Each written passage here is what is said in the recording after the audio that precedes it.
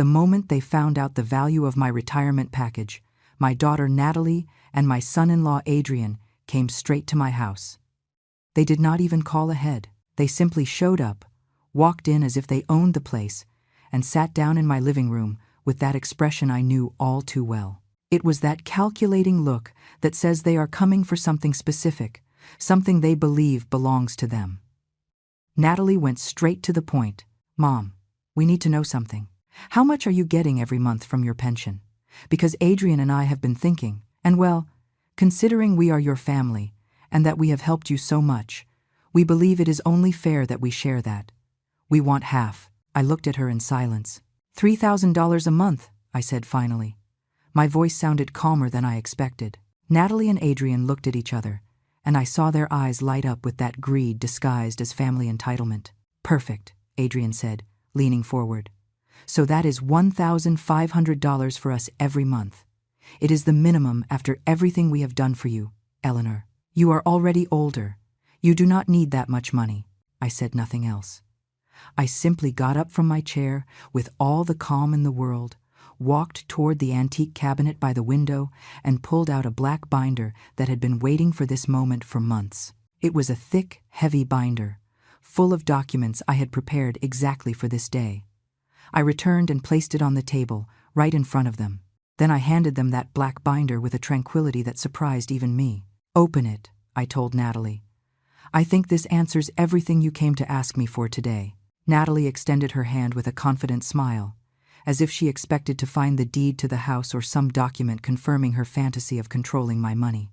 Adrian leaned over her shoulder to look as well, and when they opened that binder, when their eyes began to read the first pages, their faces went pale, completely pale. Natalie's smile vanished as if someone had ripped it off her face.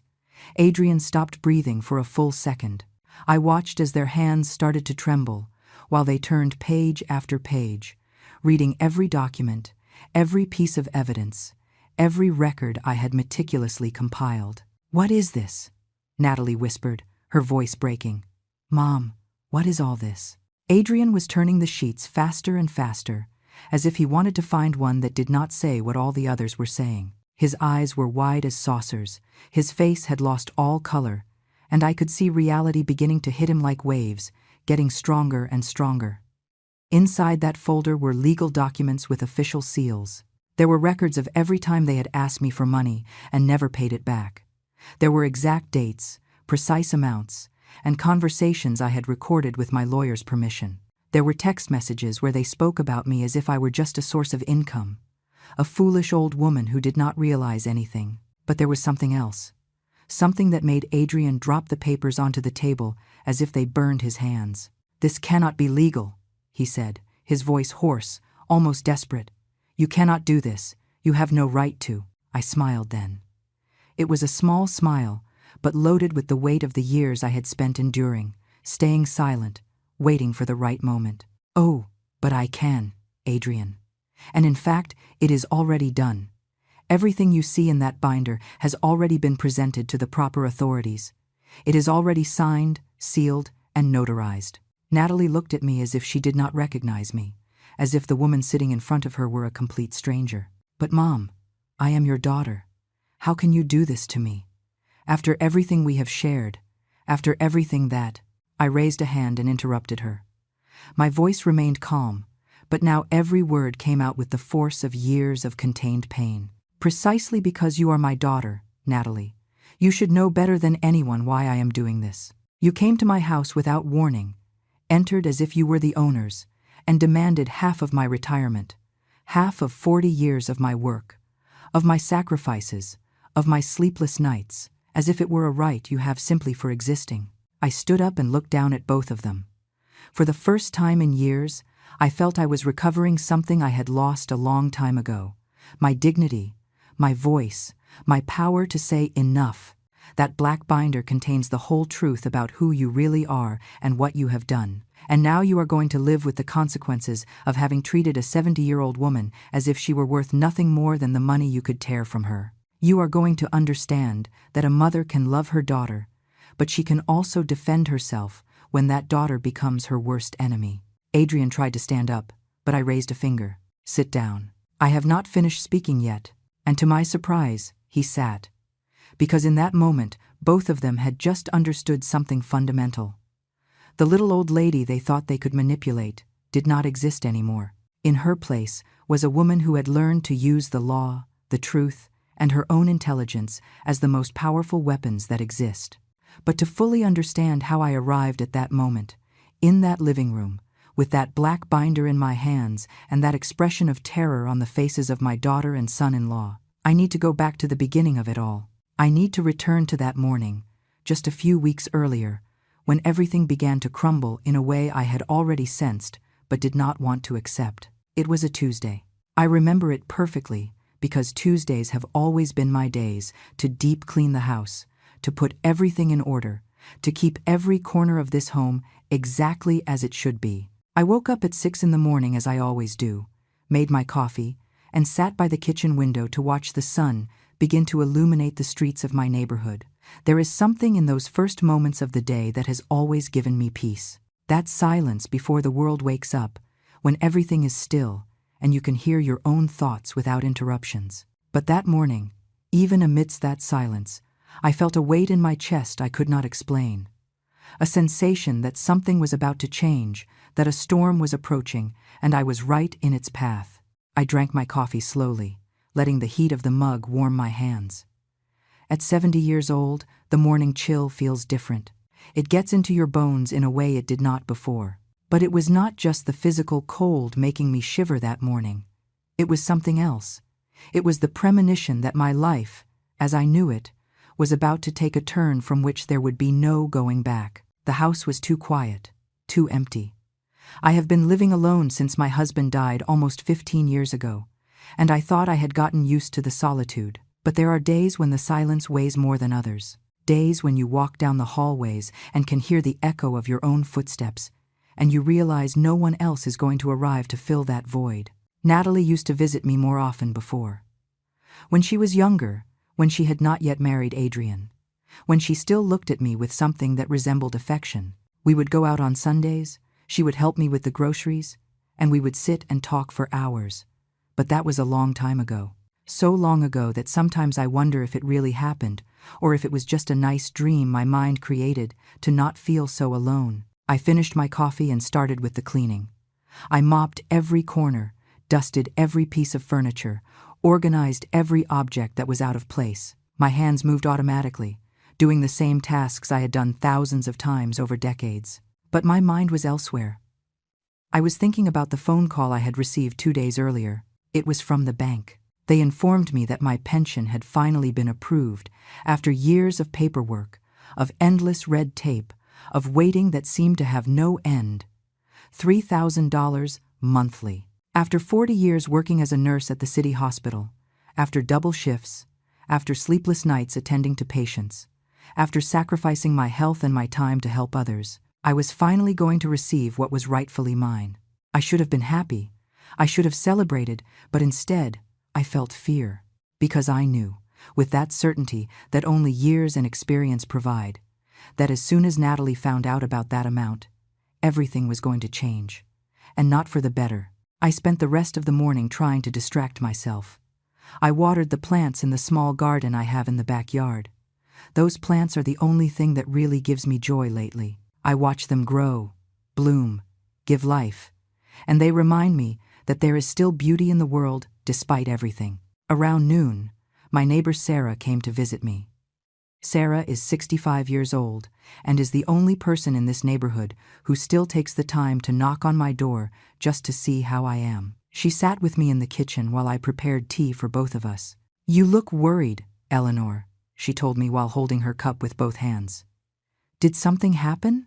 I told her about the pension, about the money I was finally going to start receiving, and about the fear I felt that Natalie would find out. Sarah listened in silence, nodding from time to time. And when I finished speaking, she sighed deeply. "You are right to worry," she said finally. "I have seen how your daughter treats you when she comes around here. I have seen how she talks about you when she thinks no one is listening. Eleanor, you do not owe that girl anything. You have done enough for her. But she is my daughter, Sarah. She is my only daughter." Sarah shook her head. Being a mother does not mean letting them destroy you, Eleanor. Being a mother does not mean turning yourself into a bank they can withdraw money from whenever they want. It is time you set boundaries. Her words stayed with me for the rest of the day. Boundaries. Such a simple word, but so difficult to apply when it comes to your own blood. How do you set boundaries for someone you carried in your womb for 9 months? How do you say no to someone to whom you gave everything from the moment they were born? Evening fell slowly. I sat on the living room sofa, that same sofa where weeks later Natalie and Adrian would sit to demand what did not belong to them. I turned on the television, but paid no attention to what was broadcasting. My mind kept spinning, thinking, planning, fearing. I knew the moment would come soon. I knew my daughter well enough to know that as soon as she found out about the money, she would come. And she would come with demands, with justifications, with that ability she has to make me feel guilty for things that are not my responsibility. When the sun began to set, I got up and went to the cabinet by the window. I opened the bottom drawer and took out an empty binder. A black binder I had bought that same day at the stationery store on the corner. I held it in my hands for a long while, feeling its weight, its texture, its potential. And then I made a decision. If Natalie came for my money, if she came to demand what 40 years of my life had built, I would be prepared. I was not going to let myself be blindsided.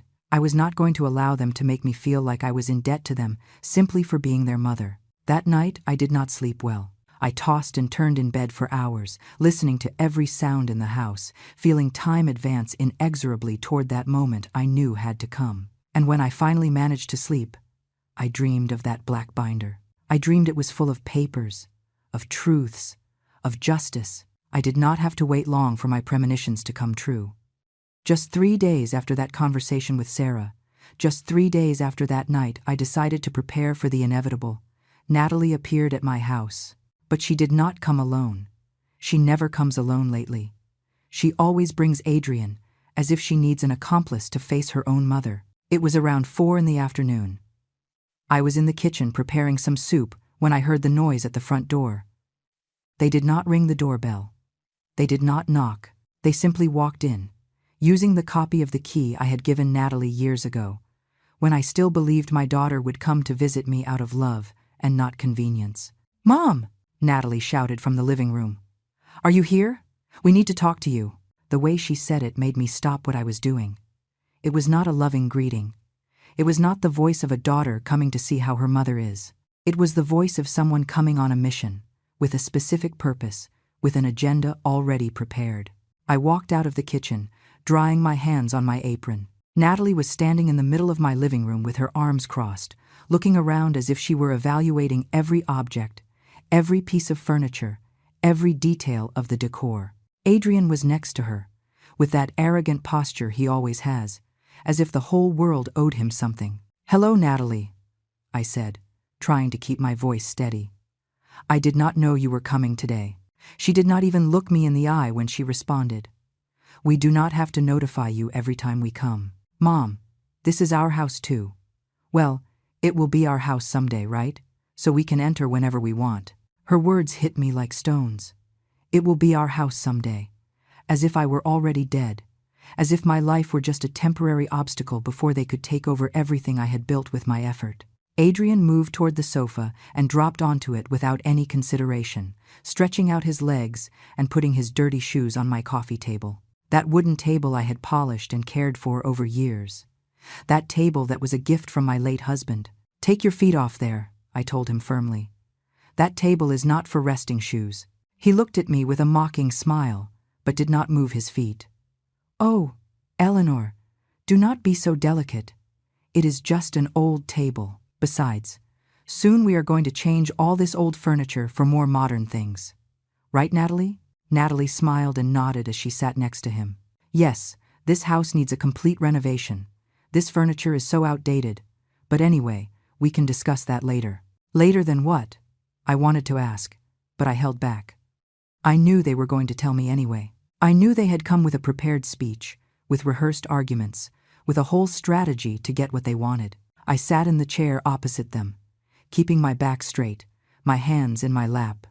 I waited. Sometimes silence says more than 1,000 words, and I had learned over the years that letting people speak first gives you the advantage. Natalie cleared her throat. Mom, we found out something. We found out that your pension was finally approved. $3,000 a month, right? That is a lot of money for a single person. There it was. The real reason for the visit. They did not come to ask how I was. They did not come to see if I needed anything. They came for the money. It was always about the money. It is my pension, I said simply. After 40 years of work, it is what I am entitled to. Adrian leaned forward, his eyes shining with that poorly disguised greed. Of course it is what you are entitled to, Eleanor. No one is saying otherwise.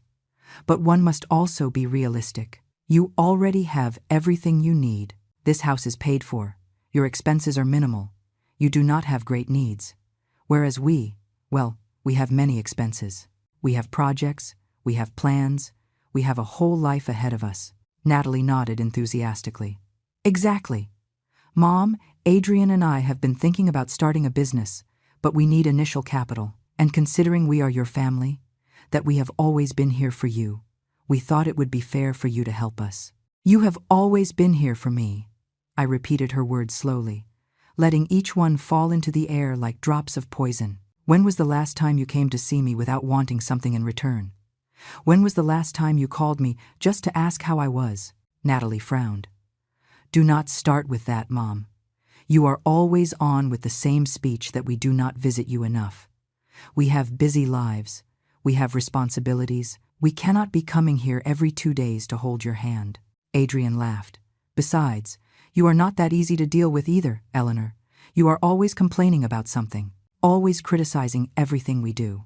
Sometimes it is exhausting being here. His words hurt me more than I wanted to admit, but I did not let it show on my face. I kept my expression neutral, my eyes fixed on them, observing every gesture, every movement, every sign of what they truly were. So, Natalie continued, we have thought that what is fair is for you to give us $1,500 every month. It is half of your pension. With that, we can start our business, and you still keep $1,500 for your expenses. It is a perfect arrangement for everyone. And if I refuse? I asked calmly. The atmosphere in the room changed immediately. Natalie tensed up. Adrian stopped smiling. They looked at each other with an expression I could not fully interpret, but which put me on alert. I do not think you want to refuse, Mom, Natalie said with a voice that tried to sound sweet, but only sounded threatening. We are your family. We are all you have. It would be very sad if, for a little money, you ended up completely alone in this big, empty house. Adrian nodded. Very sad. Why? Who is going to take care of you when you are older? Who is going to be looking out if something happens to you? We are your insurance, Eleanor, and insurance must be paid for. There was the veiled threat, the insinuation that if I did not give them what they wanted, they would abandon me completely, as if their sporadic presence and their visits full of demands were some kind of blessing I should be grateful for. I looked at them for a long moment. I saw my daughter, the girl I had carried in my arms, the baby I had fed from my own body, turned into this woman who now looked at me as if I were just a means to get money. I saw her husband, that man who never worked a full day in his life, who was always looking for shortcuts and easy ways to get what he wanted. And in that moment, I made the final decision. I was not going to let myself be intimidated. I was not going to allow them to turn me into their source of income. It was time they learned what it meant to face a woman who had survived 70 years in this world and who had nothing left to lose. I need to think about your proposal, I told them finally, keeping my voice as neutral as possible. It is a significant decision, and I do not want to take it lightly. Natalie smiled smugly, as if my answer were exactly what she expected to hear. Of course, Mom. Take your time. But not too much, huh? Because the business we want to start has a limited window of opportunity. If we wait too long, we will lose the moment. Adrian got up from the sofa and started walking around my living room as if he were the owner of the place. He stopped in front of the display cabinet where I keep the few valuable things I have: family photographs, some porcelain plates I inherited from my grandmother, a crystal figurine my husband gave me on our 20th anniversary. And this? He asked, pointing to the figurine. How much is something like this worth? It is not for sale, I replied firmly. Nothing in that cabinet is for sale. He laughed. Everything has a price, Eleanor. Everything. It is just a matter of finding the right number. Natalie got up and joined her husband in front of the cabinet. They started talking to each other in low voices, but loud enough for me to hear every word. It was intentional, of course. They wanted me to know exactly what they were thinking. When we sell this house, all this will have to go, Natalie said, examining the objects as if they were trash. Most are just old things without value. But maybe some pieces we can sell on the internet or at some antique shop. Adrian nodded. And this space could be perfect for an office or a game room if we decide to stay and live here instead of selling. Although honestly, this house is in a very old neighborhood. It would probably be better to sell and move to something more modern. Every word was like a blow. They were planning my future without me. They were deciding what to do with my house, with my things, with my life, as if I no longer existed, as if I were just a temporary obstacle on their path to what they considered rightfully theirs. And where exactly do you think I am going to live while you make all these plans? I asked with a voice I barely recognized as mine. It was cold, sharp, full of a contained rage I had been accumulating for years.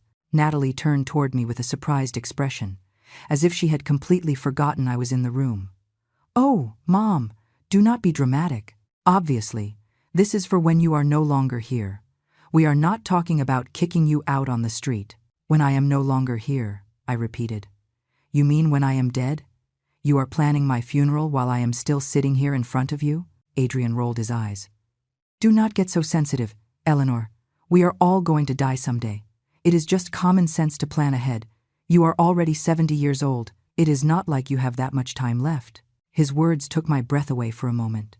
Not from shock, but from the absolute lack of humanity they demonstrated. This man was standing in my living room, surrounded by everything I had built with my life, telling me to my face that he was waiting for me to die so he could take over everything. Natalie walked over and sat on the arm of my chair, putting her hand on my shoulder in a gesture I suppose was meant to look affectionate, but only felt condescending. Mom, I understand this can be difficult to hear, but someone has to be practical here. You already lived your life. You already did everything you had to do. Now it is our turn, and the least you can do is help us get a good start. I pushed her hand off my shoulder. Do not touch me when you are telling me my only utility is to give you money and then conveniently disappear from your lives. She sighed with exasperation. Always exaggerating everything. Mom, always playing the victim. No one is saying we do not love you. We are just being honest about the reality of the situation.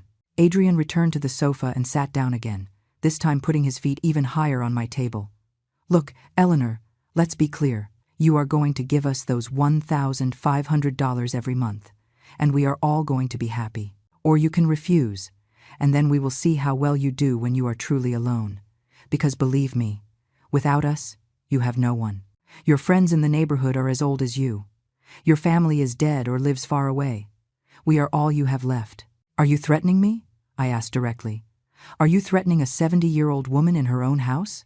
Natalie laughed, but it was a forced, nervous laugh. Do not be ridiculous, Mom. No one is threatening you. We are just explaining how things are. You need us more than we need you. I stood up then, gathering all the dignity I had left. I think it is time for you to leave. I will let you know when I have made my decision regarding your proposal. Adrian did not move from the sofa. Take your time, but not too much. We have other options if you decide to be difficult. There are assisted living facilities that would be happy to accept you. Of course, you would have to sell this house to pay the monthly fee, but at least you would be taken care of. The threat was clear.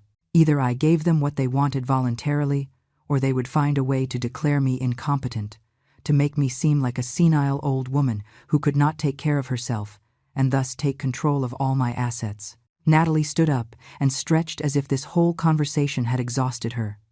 Think about it well, Mom. Think about what is best for everyone. Do not be selfish. You do not want to end your last years completely alone, do you? They headed toward the door without waiting for my response. Before leaving, Natalie turned one last time. Oh, and Mom, it would be good if you started thinking about making a clear will too. We do not want legal problems later. It would be better if everything was well specified now, while you are still lucid. The door closed behind them with a loud slam that echoed through the whole house. I remained standing in the middle of the living room, trembling not from fear but from an indignation so deep I felt it burning inside. I walked slowly to the window and watched them get into their car, a new, luxury car they had evidently bought with money they did not have. I saw Adrian say something to Natalie, and both laughed before starting the engine and driving away. They did not want my well-being. They did not care if I was well or unwell. They only wanted my money. They only wanted my house. They only wanted to get rid of me in the most convenient way possible to keep everything I had built over 70 years of life. I sat back in my chair, this time letting the tears finally fall. I cried not out of sadness, but out of rage. I cried because my only daughter saw me as an obstacle. I cried because I had raised someone capable of looking me in the eye and telling me she was waiting for me to die. But after crying, after letting out all that pain, I wiped my tears and made a decision. If they wanted to play dirty, I could play even dirtier. If they believed they could intimidate and manipulate me, they were about to discover they had completely underestimated the woman they had in front of them. I got up, went to the cabinet by the window, and took out that empty black binder I had bought days ago. I placed it on the table and opened it. It was time to start filling it. The next morning, I woke up with a purpose I had not felt in years. It was not revenge I sought. It was justice. It was the need to protect myself from people who clearly had no respect for my life or my well-being. After breakfast, I picked up the phone and called the one person I could trust completely at this moment. Sarah answered on the second ring. "I need your help," I told her without preamble. "And I need this to stay between us." Half an hour later, Sarah was sitting in my kitchen with a cup of tea in her hands, listening to me recount everything that had happened the day before. She did not interrupt me once. She only nodded, her expression becoming increasingly serious with every detail I shared. When I finished, she set her cup on the table with a decided clatter. "That girl needs a lesson she is never going to forget, Eleanor.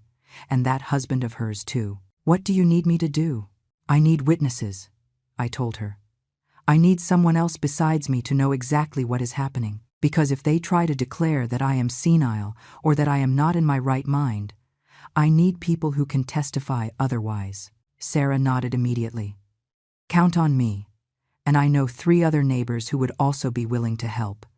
We have all seen how your daughter treats you. We have all heard the horrible things she says when she thinks no one hears her." That same afternoon, I called the law firm 2 blocks from my house. I asked for an urgent appointment, and they gave it to me for the next day. I spent the rest of the day organizing all the documents I had. Bank statements showing every time Natalie had asked me for money, receipts for things I had bought for her, phone records, any physical proof that could back up my version of events. I also started writing. I took a notebook and began noting every incident I could remember. Every time Natalie had been cruel to me, every time Adrian had entered my house without permission, every derogatory comment, every veiled insult, every moment they had made me feel like a burden. Dates, times, places, everything my memory could recover. And I discovered I remembered much more than I thought. Years of mistreatment I had been ignoring, minimizing, excusing because I did not want to admit that my own daughter was capable of treating me like that. The next day, I dressed in my best clothes and went to the law firm. The lawyer who attended me was named Catherine Reynolds. She was a woman of about 50, with a serious but kind expression and eyes that made you feel she was truly listening. I told her everything, every detail, every threat, every plan Natalie and Adrian had discussed openly in front of me.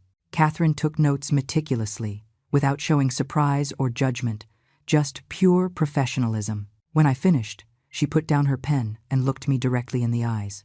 "Mrs. Carter, what you are describing to me is financial and emotional abuse, and the veiled threats about declaring you incompetent are very serious.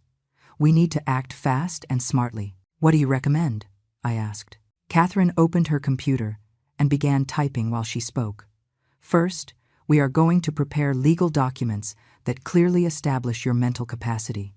We are going to do evaluations with doctors who certify that you are completely lucid and capable of making your own decisions.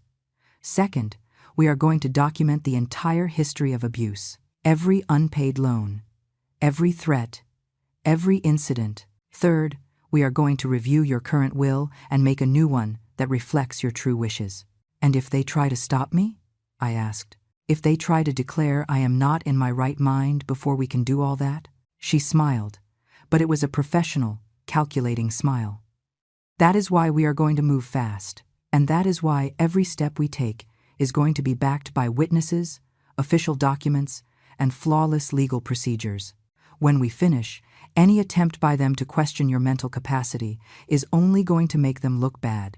I spent the next 2 weeks in a whirlwind of activity. I visited 3 different doctors, each certifying my complete mental lucidity. I did cognitive evaluations that I passed without any problem. I got written statements from Sarah and 4 other neighbors testifying about my mental state and about Natalie and Adrian's abusive behavior. Catherine worked tirelessly. She prepared documents revoking any power of attorney Natalie might have over my medical or financial decisions.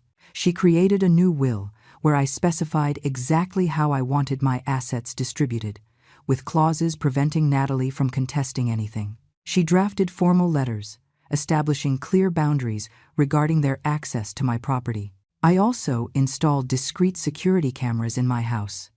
They were not obvious, but they covered all the main areas: the living room, the kitchen, the entrance.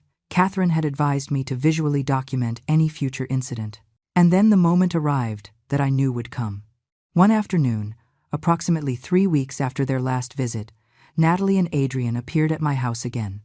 This time they did not even use the key. They simply pounded on the door with force, almost as if they wanted to break it down. I opened the door and found them standing on my porch, both with expressions of poorly disguised irritation. "Enough time has passed, Mom," Natalie said, without even saying hello. "We came for your answer. Are you going to give us the money every month or not?" "Come in," I told them calmly. "I think it is time we had a serious conversation." They entered my living room with that arrogant attitude I knew so well. Adrian immediately went to the sofa and dropped onto it. Natalie remained standing, looking at me with impatience. "So, what is your decision?" she asked, crossing her arms. I sat in my chair, aware that every word, every gesture, was being recorded by the cameras they did not know existed.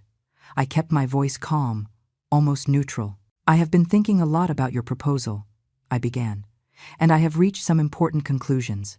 Natalie smiled, clearly believing she had won. "I knew you would come to your senses, Mom. I knew you would not want to end up alone." But I did not let her continue. "I have concluded that you have no right to my money, that your threats are unacceptable, and that your behavior toward me for years has been abusive and manipulative." The silence that followed was dense, heavy. Natalie looked at me as if she had not understood my words correctly. Adrian sat up on the sofa, his expression changing from relaxed to tense in a second. "What did you say?" Natalie asked, her voice dangerously low. I stood up and walked to the cabinet by the window. I took out the black binder, now thick with all the documents I had compiled over the last weeks. I held it in my hands, feeling its weight, feeling the power it represented. "I said you are not going to receive a dime of my pension," I repeated with a firm voice. "And not only that, you are going to stop entering my house whenever you want. You are going to give me back the key you have, and you are going to start treating me with the respect I deserve." Adrian jumped to his feet. "You cannot talk to us like that. You cannot kick us out. We are your family." I walked back to my spot and placed the black binder on the coffee table, right in front of them. I pushed it gently toward Natalie. "Open it," I told her. "I think this answers everything you came to ask me for today." Natalie looked at the black binder as if it were a poisonous snake. Her hands trembled slightly when she took it, and I could see her swallow before opening it. Adrian approached immediately, leaning over her shoulder to see the contents. The first page was a formal letter from my lawyer, Catherine Reynolds, addressed to both of them. It was written in flawless legal language, but the message was clear. It ceased immediately all permissions they had regarding my property, my finances, and my personal decisions. Natalie turned to the second page. It was a notarized document revoking any power of attorney she might have had over my bank accounts. Her eyes moved rapidly over the words, and I watched her face lose color with every line she read. "This has no validity," she said with a trembling voice. "You cannot do this without consulting us." "Oh, but I can," I replied calmly. "And it is already done. Everything was reviewed by lawyers, notarized, and legally registered. Every document in that binder is completely valid." Adrian snatched the binder from Natalie's hands and began flipping through the pages with abrupt, desperate movements. His face turned red when he reached the third section, a detailed record of all the loans they had asked me for over the last 5 years. Every amount, every date, every unfulfilled promise of repayment. There were 17 documented loans.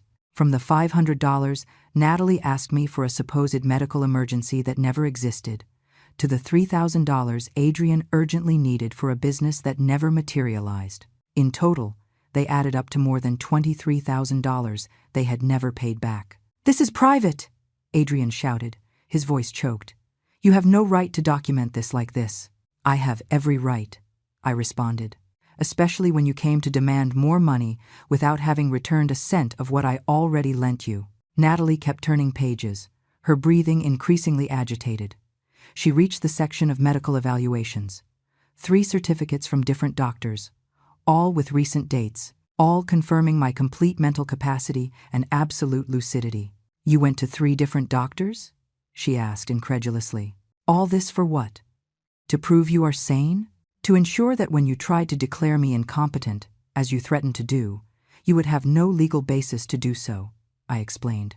"Each of those doctors is willing to testify in court if necessary." Adrian dropped the binder on the table, as if it burned his hands. There were more pages behind.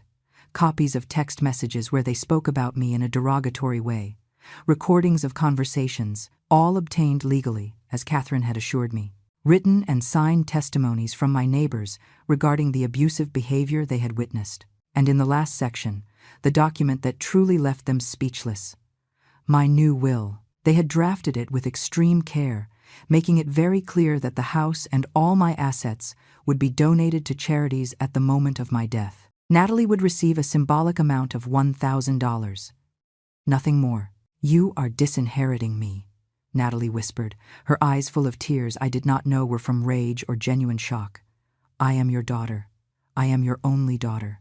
"And you treated me like a bank," I responded without emotion in my voice. "You threatened to leave me alone if I did not give you money.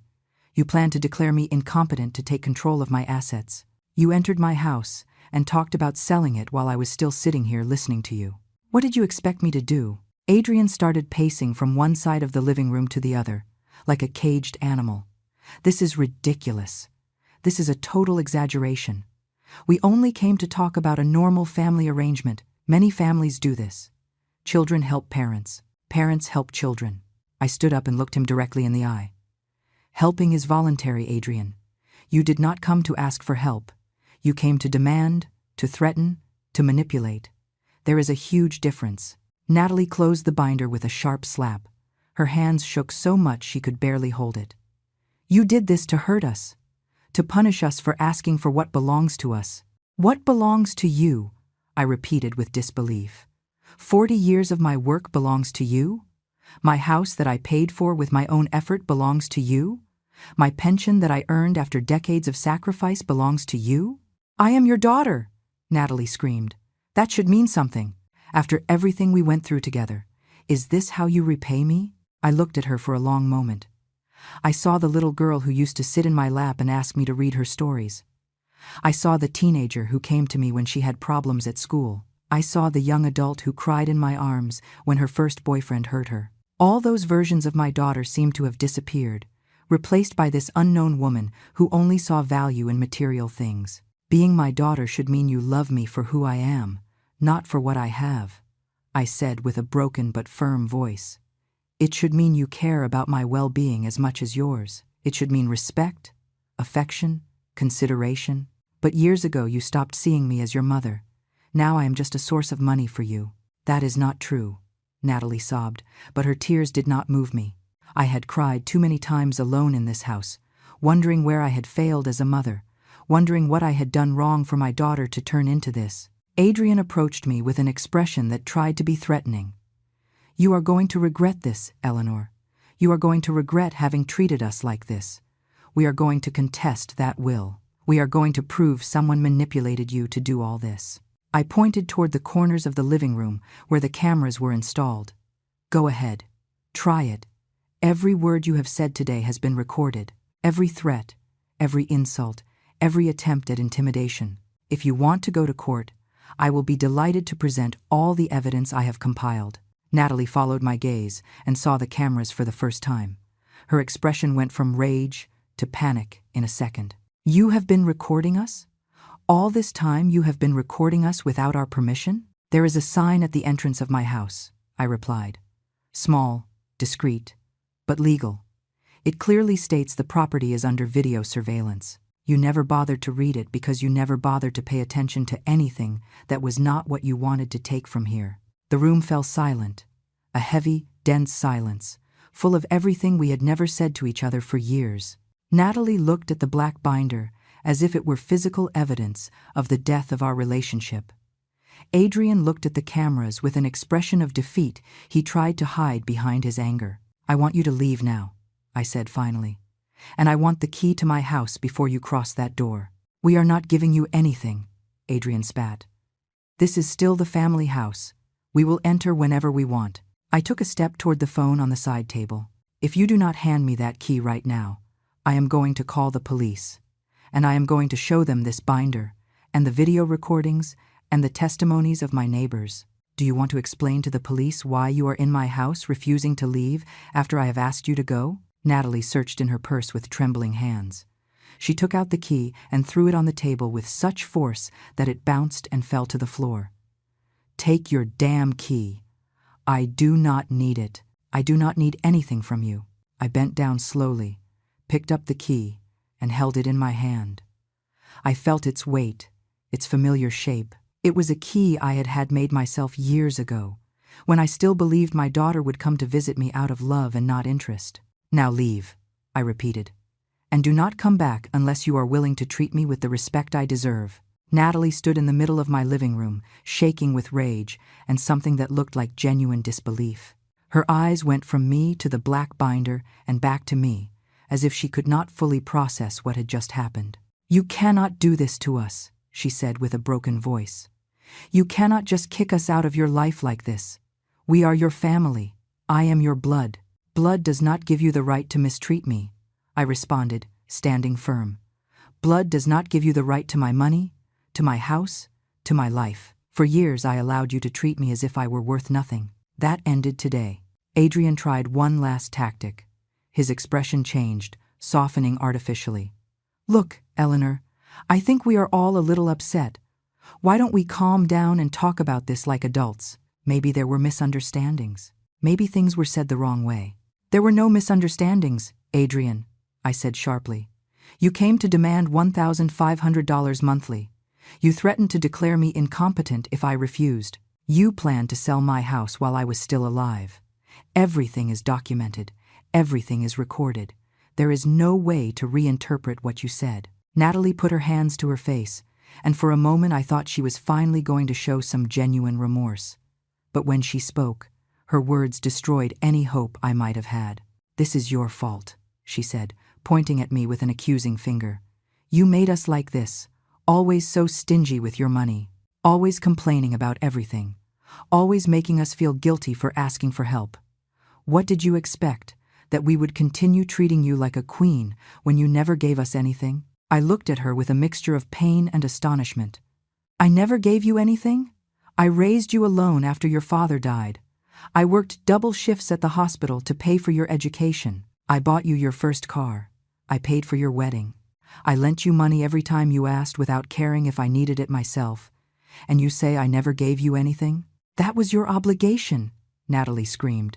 "You were my mother. You were supposed to do those things. You cannot throw it in my face now as if it were some special favor you did me." Her words hit me like punches. Each one was more painful than the last, because they revealed a truth I had been avoiding for years. My daughter truly believed I owed her everything, and she owed me nothing. "You are right," I said finally with a calm that surprised myself. "It was my obligation to raise you, educate you, give you what you needed when you were a child. But you stopped being a child over 20 years ago, Natalie. And at some point, obligations turn into reciprocity, into mutual respect, into love that goes in both directions. But you only learn to take. You never learn to give. Adrian approached Natalie and put his hand on her shoulder. Come on, babe. It is not worth continuing to talk to her. She already made clear what she thinks of us. They headed toward the door. But before leaving, Natalie turned one last time.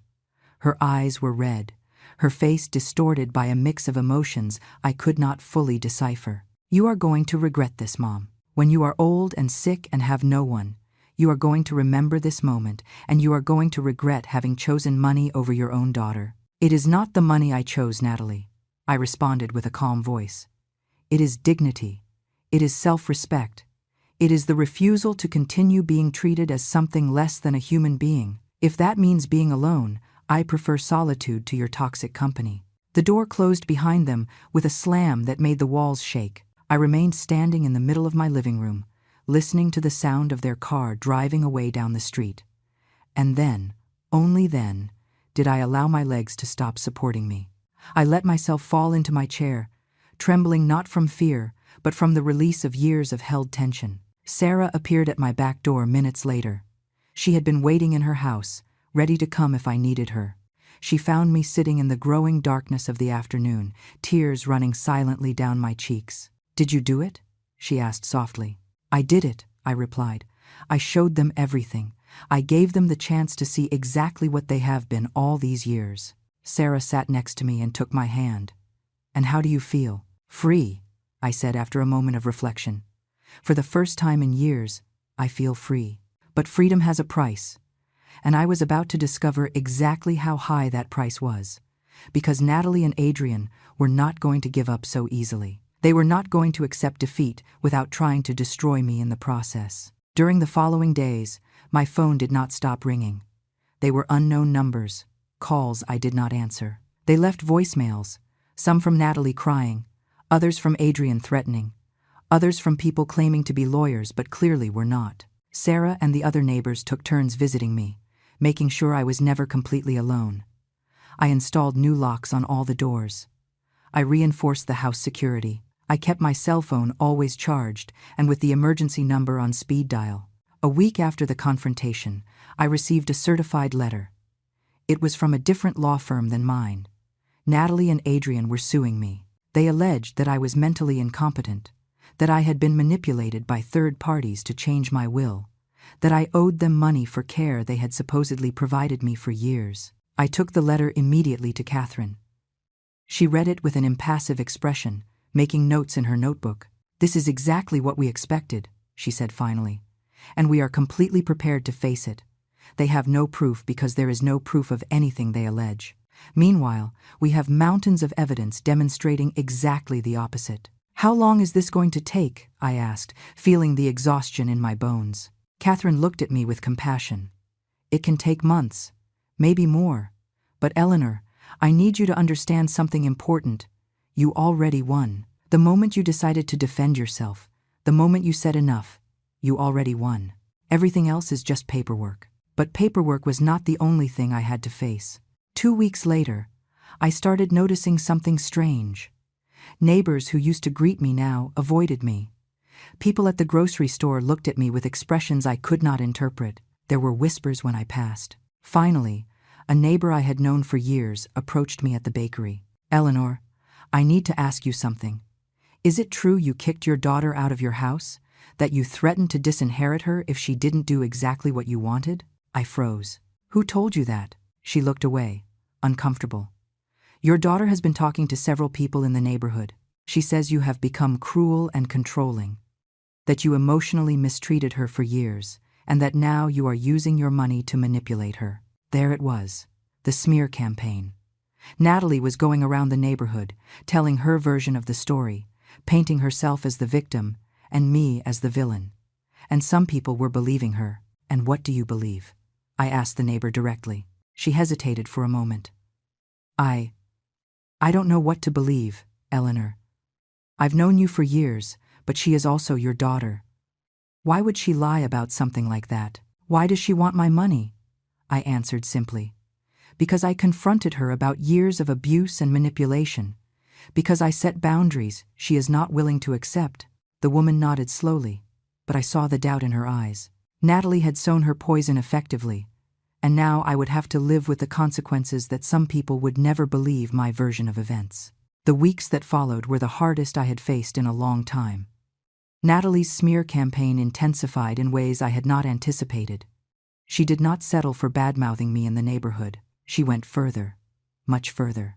One day, Sarah arrived at my house with a pale face and her phone in hand. "Eleanor, you need to see this," she said with a trembling voice. She showed me her screen. It was a post on social media that Natalie had made, accompanied by a photograph of me from several years ago, where I looked especially tired and gaunt. The text read, "My 70-year-old mother has kicked me out of her life for refusing to give her all my money. During years I have cared for her, visited her, supported her, but now that she got a good pension, she has become greedy and cruel. She is completely alone because she pushed away everyone who loved her. Please, pray for her, because clearly she is losing her mind in her old age." The post had hundreds of reactions, comments from people I did not even know, expressing their pity for Natalie, saying how terrible it was that the elderly became so difficult, sharing their own stories about complicated parents. I felt as if I had been hollowed out inside. My own daughter was exposing me publicly, lying blatantly, manipulating the narrative to play the victim. And people believed her.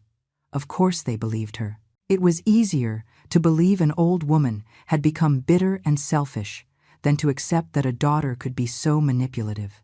Catherine, my lawyer, called me that same afternoon. "Eleanor, have you seen the posts? We need to document all of this too. It is additional evidence of defamation and her pattern of manipulative behavior." But while Catherine saw legal evidence, I only saw the pain of my own daughter publicly destroying my reputation.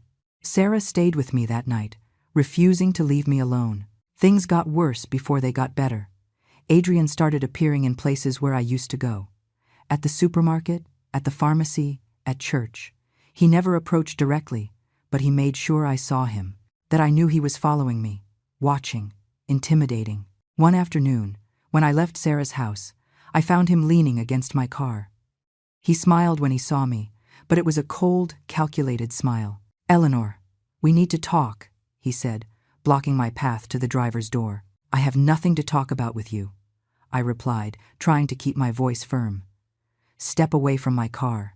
I just want you to know Natalie is suffering a lot because of you," he continued, ignoring my words. "She has cried every night. She cannot sleep. She cannot eat. You are destroying your own daughter for money." I took out my phone and started recording. "Step away from my car now, or I call the police for harassment." He raised his hands in a gesture of false surrender, but his eyes remained threatening. Okay. But remember my words. Eleanor, all this is going to end very badly for you.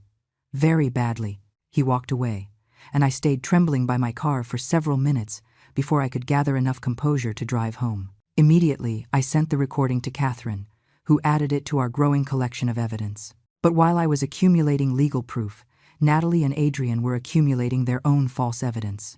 I discovered they had gone to speak with Adult Protective Services, filing an anonymous complaint alleging I lived in unsanitary conditions and was a danger to myself. 2 social workers appeared at my door one morning.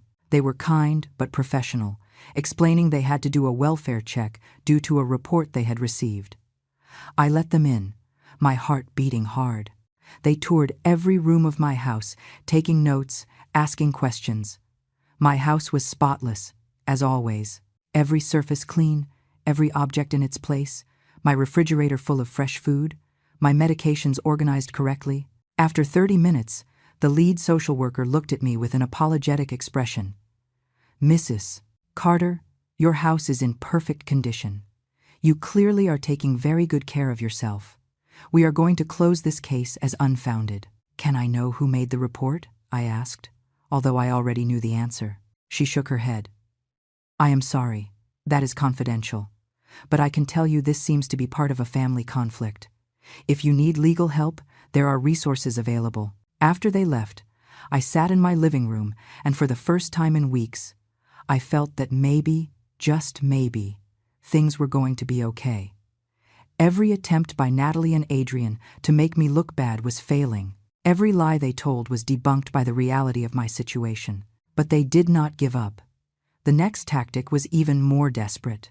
Natalie began calling acquaintances of mine from the hospital where I had worked, people I had not seen in years, telling them I was sick, that I needed help, that I was rejecting medical treatment out of pride. Several of my former colleagues called me worried. "Eleanor, Natalie called us, saying you are in very poor health, but that you refuse to accept help. Is it true? Do you need anything?" I had to explain again and again that I was perfectly fine, that Natalie was lying, that there was a family conflict she was escalating in increasingly disturbing ways. Some believed me immediately. Others remained doubtful, clearly confused about who to believe. 1 month after the initial confrontation, I received an official subpoena. Natalie and Adrian's lawsuit was proceeding to trial. Catherine and I prepared meticulously. We organized every document, every recording, every testimony. We had a solid, irrefutable case. But the night before the first hearing, my phone rang. It was a number I did not recognize, but something made me answer. "Mom?" It was Natalie's voice, but it sounded different. Broken, vulnerable, like the girl she had been decades ago. "Mom, please, we can fix this. It does not have to go to court. We can talk, we can negotiate something." "There is nothing to negotiate, Natalie," I said, keeping my voice firm despite the pain I felt.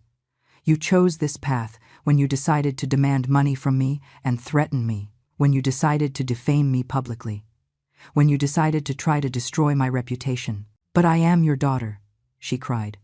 "Are you really going to do this? Are you really going to take me to court?" "You took me first," I reminded her. "I am only defending myself." There was a long silence on the other end of the line. When Natalie spoke again, her voice had changed.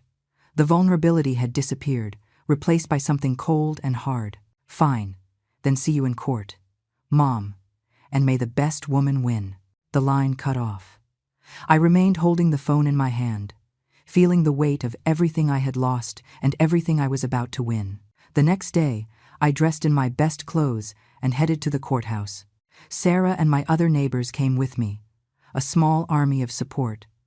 Catherine waited for me at the entrance, with her binder full of evidence and an expression of quiet confidence. When I entered the courtroom, I saw Natalie and Adrian sitting on the other side with their lawyer.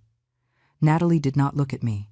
She kept her eyes fixed on the table in front of her, her face pale and tense. The judge entered, and the process began. Natalie's lawyer presented first, making allegations about my supposed mental incompetence, about manipulation by third parties, about years of emotional mistreatment toward my daughter. But when it was Catherine's turn, the room changed completely. She presented document after document, audio and video recordings where Natalie and Adrian threatened me clearly. Bank records showing the history of loans never repaid. Recent medical certificates proving my complete lucidity. Testimonies from neighbors who had witnessed the abuse. I watched Natalie sink lower and lower in her chair with every piece of evidence presented. I watched Adrian turn pale when he heard his own voice in the recordings saying things he now could not deny. The judge listened to everything with attention. When Catherine finished, there was a moment of heavy silence in the room. The judge reviewed the documents in front of him for what seemed like an eternity. The silence in the room was so dense, I could hear my own breathing. Finally, he looked up and glanced first at Natalie and Adrian, then at me. After reviewing all the evidence presented by both parties, he said with a firm and clear voice, "I find that the allegations of mental incompetence against Mrs. Eleanor Carter are completely unfounded. The medical evaluations are recent, exhaustive, and conclusive. Furthermore, the evidence presented by the defense demonstrates a clear pattern of manipulation and financial abuse by the plaintiffs." Natalie let out a choked sob. Adrian closed his eyes and clenched his fists on the table. The judge continued. "The recordings and testimonies show the plaintiffs attempted to coerce Mrs. Carter into giving them money through veiled threats. Their subsequent actions, including public defamation and harassment, only reinforce the need for Mrs. Carter to protect herself legally from you. Therefore, I dismiss this lawsuit in its entirety and order the plaintiffs to pay legal costs." He paused, and his gaze hardened.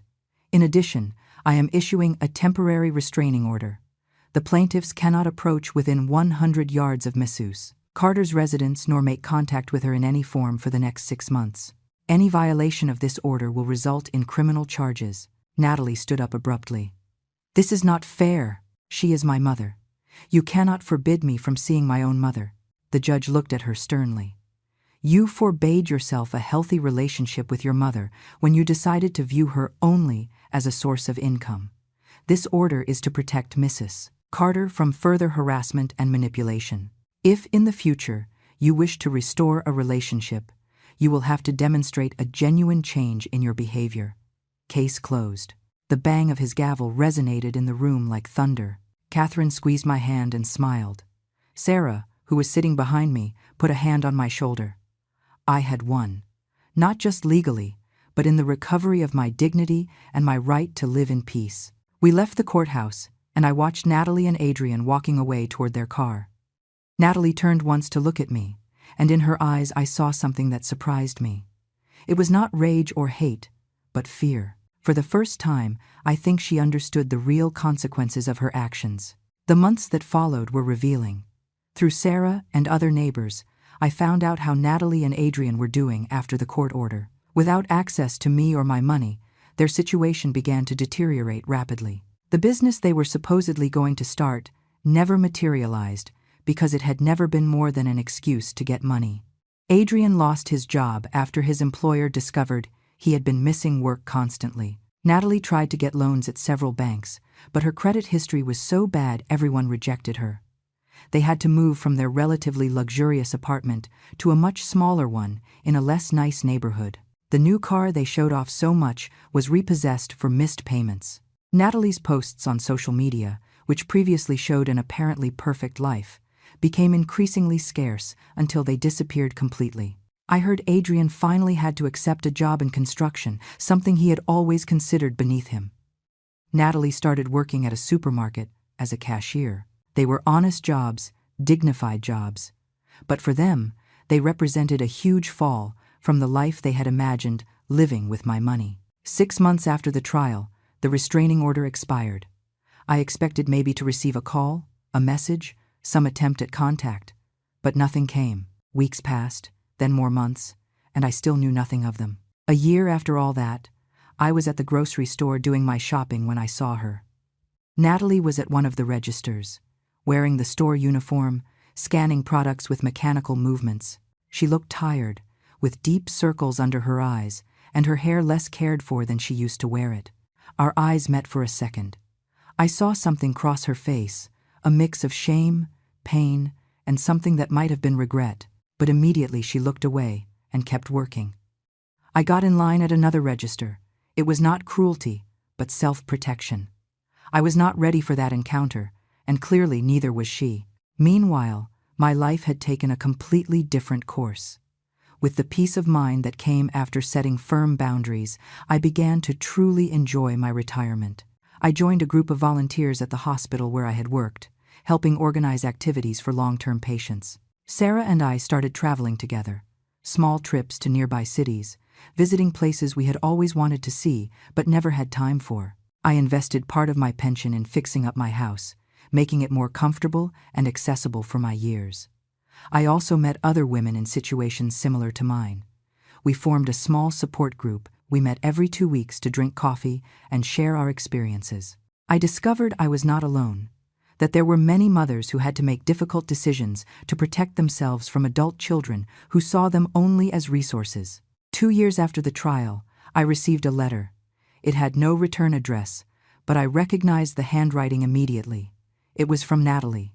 I opened it with trembling hands, not knowing what to expect. The letter was brief. It did not ask for forgiveness directly, nor try to justify what she had done. It simply said, "Mom, I am starting to understand many things I did not understand before. Hard work has taught me lessons I never learned when things came easy. I do not ask you to forgive me now. I just want you to know that I finally see what I did not want to see. I hope you are well. I hope you are happy. Natalie." I put the letter in a drawer. I did not reply. Maybe someday I would, or maybe not.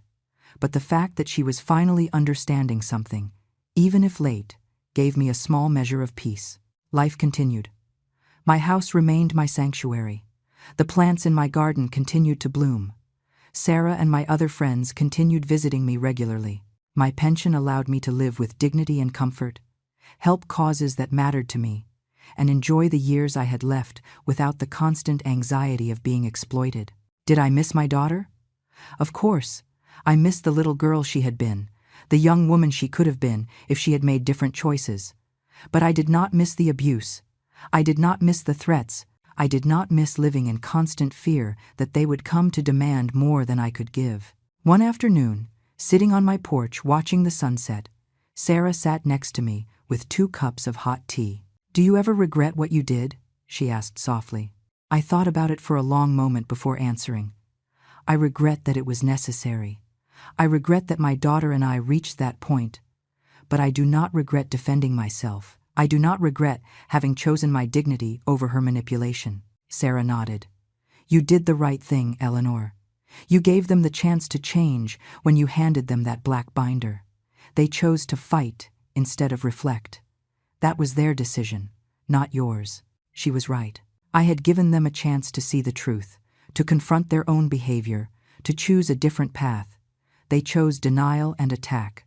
The consequences they faced were the result of their own actions, not mine. Now, as the sun set painting the sky with oranges and pinks, I felt something I had not felt in years: true peace.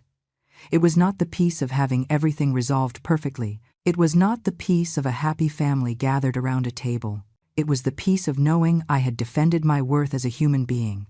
The peace of knowing I had set healthy boundaries. The peace of knowing the last years of my life would be lived on my own terms. Today I am alone in the sense that my daughter is not in my life in the way I once imagined she would be. But I am not empty. I am surrounded by true friends who value me for who I am, not for what I have. I am full of purpose through my volunteer work. I am at peace with the decisions I had to take. And if someday Natalie knocks on my door with a genuine change in her heart, with real respect and not with demands disguised as filial love, maybe we can start over. But if that day never comes, I will also be okay. Because I learned the most important lesson of all: being alone with dignity is infinitely better than being accompanied by people who treat you without respect. And that black binder I handed them that day not only contained legal documents, it contained my declaration of independence, my silent scream that I would no longer be a victim, my promise to myself that the years I had left would be lived with my head held high. Today I am alone, but for the first time in a long time, I am at peace.